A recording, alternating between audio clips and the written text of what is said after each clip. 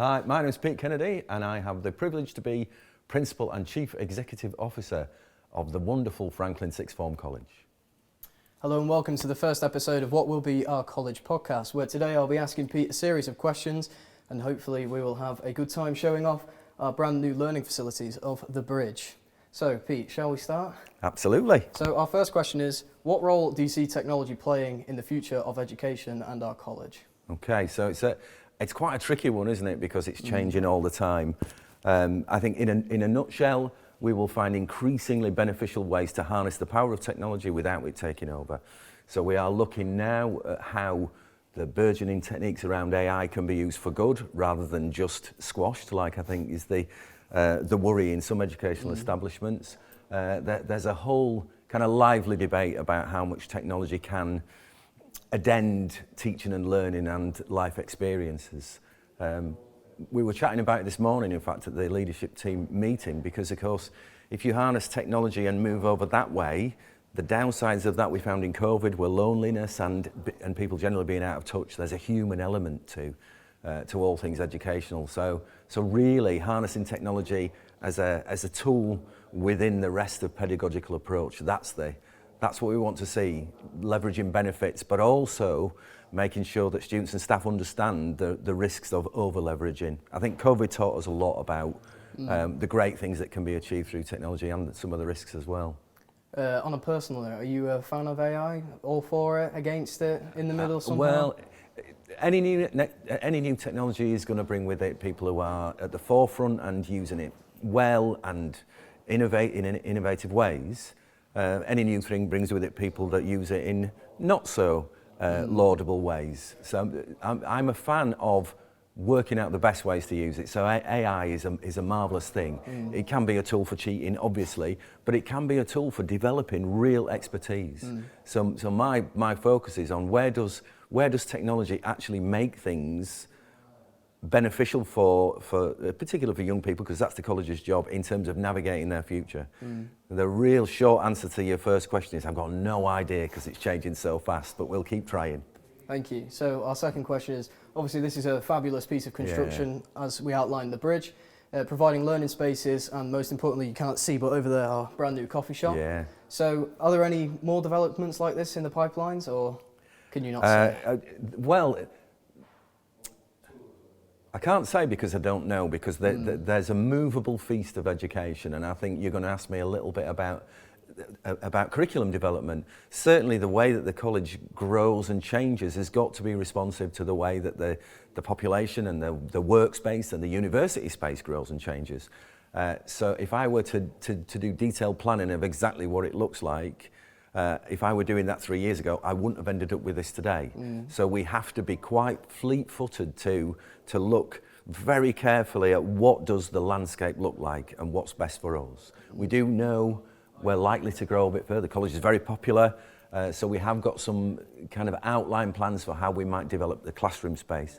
But the first objective of developing the campus was always to get something like this, to develop that, and it's not accidentally called the Bridge, to develop that bridge to future employment and future higher education opportunity, and to make something within our little college that feels like it's getting you ready for the rest of your life. So whatever the next step is, it's probably spaces around making sure our teaching and development and support spaces are fit for whatever comes next. I think it's brilliant. I think it's going to provide people with a great place to study, and I think it's certainly an upgrade. This is a slightly more generalised question, but where do you see the college in 5 years' time? Yeah, it's another tricky one, isn't it?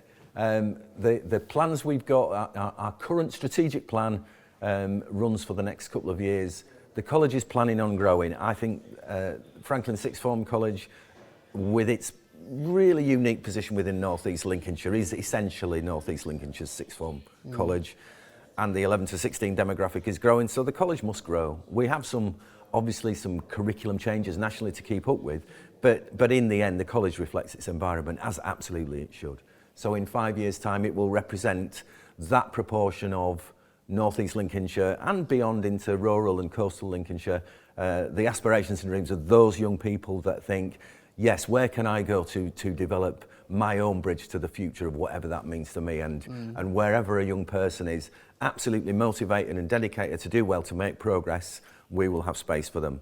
In terms of a stark number, the plan says about 2,000 in 5 years' time. Thank you. So our next question is maybe a bit more wordy, so please forgive me if I look down here. No, go on.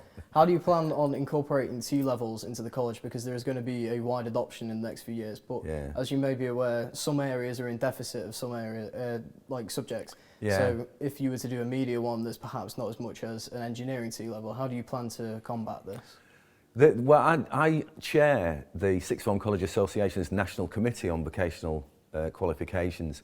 T-levels begin a lot of airtime. They are, in some ways, fabulous qualifications. We are starting on the T-level in child and child health education. From September, we're looking at business and innovation T-levels. But they do need to change. There has to be some amendment. Otherwise, they simply become a postcode lottery that's related to, well, where do you live and what are the local industries that can take part in the placement element of it? That's no good. Without wishing to sound overly political, the current education secretary doesn't seem to understand the limitations. But what I'm hoping is that there will be a new education secretary that understands the limitations of T-levels and either changes or improves or works with rather than against us to make them better. But you know, the whole notion of how much choice and how much understanding young people at years 9 and 10 really have to inform choices is the key thing.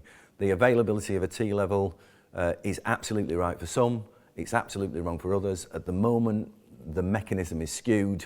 We will continue to work to make sure that we only offer our students things that are good for their progression.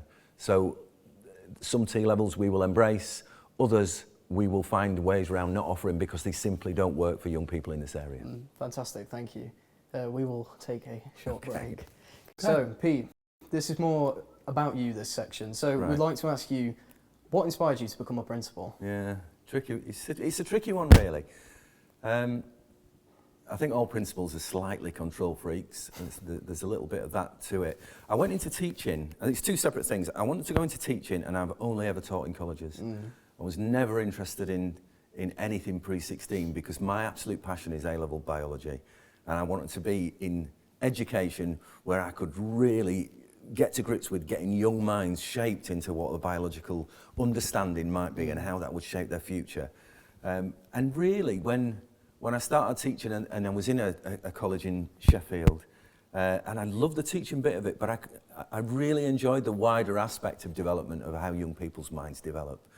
And so really the notion of going into curriculum leadership and then into principalship was really about, well, if I can make a difference to young people in a classroom a few at a time through learning about biology, can I make more difference by directing the studies and directing the curriculum and kind of using my talents, I suppose, to support the whole educational and life journey rather than just the bit of it.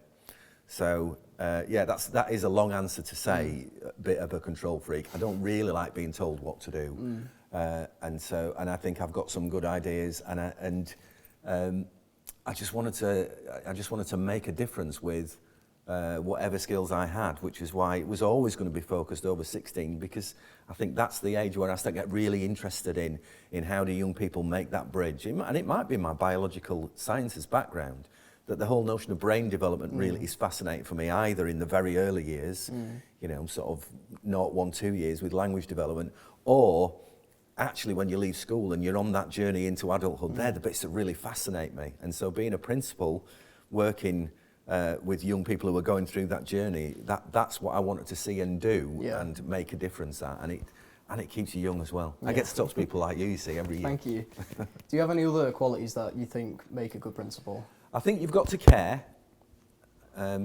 It sort of depends when you ask me. If you'd have asked me, 10 years ago, I would have probably said you've got to be really bright and really quite hard and tell people what to do. And I think what I've kind of learned is that the research really does tell us in lots of ways, in leadership, that you can only ask people to do their best. essentially, if your skill is getting the best out of people by getting them to want to be their best, then you've won. And you have to have those elements of organisational skills. I think being able to speak publicly, being able to understand very quickly conversations, make decisions. You know, there's a set of leadership qualities that really principals have to have if a big operation is going to run smoothly. But I think big operations can run smoothly with people that don't care, but I think they make less a difference. And I think the caring nature of what is it about the people that you work with, in a people business, aren't we? The people that you work with as staff, as students, and what's the whole community process about? And do you care enough to get out of bed and always do your best? Thank you.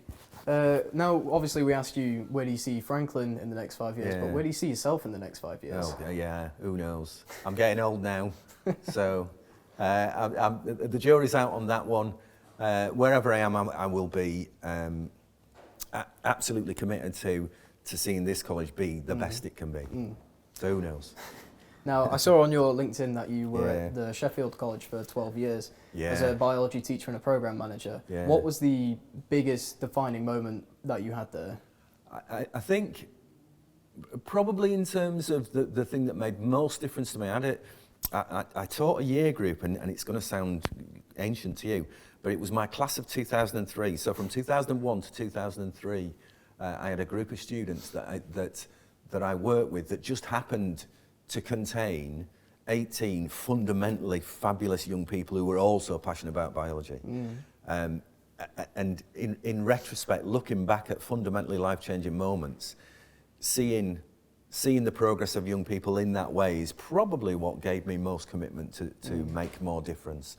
So what was interesting was there's a thing called flipped learning, which apparently is was all the rage. Well, I had a group in 2001 that did that because they did the specification for homework because they enjoyed it, and we talked about biology. And I think out of the group of 18, half a dozen went to do medicine, a couple went to Oxbridge. All of them pretty much went into something bioscience related, and they were just a joy, really, to work with. The other, again, a long time ago thing that was probably a pivotal moment for me was Curriculum 2000 meant a fundamental change to how A-level was developed. Interestingly, a few years later, we went back the other way and curriculum development worked the other way. What I had the opportunity to do between those 2 points was to actually write the A-level syllabus for biology, which I did in 2008. Or thereabouts. So I was part of a small team that rewrote the A-level syllabus, and then I was joint author of the A-level textbooks that went with it. So in a sense, my pivotal moments are not really leadership moments. They're more teaching, changing, and the beauty of biology. Yeah, so we've heard that you're quite into music. You attach little YouTube videos to your emails. Yes. Will there be a Pete Kennedy radio station in the buzz blasting out your tunes? Or no, it's probably not a great idea, because although you have heard that I do attach YouTube clips when I send staff messages out on briefings, they're not very popular. So I think my latest offering was Kevin Keegan's "Looks Like I'm Falling," both for the haircut and the quality of the pop song. But yeah, I suspect my choice of music might not be the most popular. What sort of music do you listen to? I like good music. As long as it's good, it can be from any genre, really. So I particularly like, and some of my choices are odd, I particularly like the pop surround sound stuff of not the Spice Girls, I don't like them, Little Mix. They're terrific stuff. Anne-Marie I think is fabulous, Adele, and then if you range back, Eric Clapton I think is absolutely genius. I was a massive fan of Queen and Dire Straits, the sort of pop rock bands, Thin Lizzy, Gary Moore. So lots of it revolves around excellent guitar or excellent vocal. Anne-Marie, as I said before, I think she's just unbelievably talented. Could you do a top 3 of your 3 favourite artists and bands? It would probably be then Eric Clapton, Little Mix, Queen. Good choices. Now, speaking of bands, we've heard that you were in fact in a band. Care to elaborate? Do you know, I'm not sure I should, but I will. So, I was professional for just over 3 years, about 3 years. So I left university in York, moved to Sheffield with a band, and we moved to Sheffield and we worked the club circuit and we made a living out of it for that period of time.